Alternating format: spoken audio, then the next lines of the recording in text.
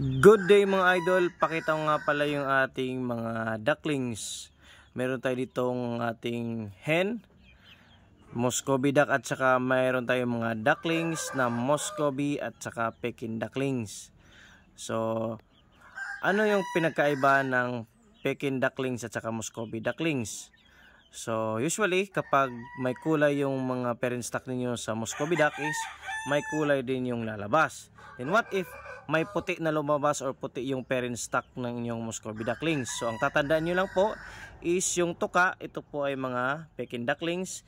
Then ito Peking ducklings. Then hanapin nyo lang po yung medyo puti yung tuka. Ayan. So, ibig sabihin po niyan, yan po ay Muscovy ducklings. Medyo iba po yung kulay ng tuka at saka porma.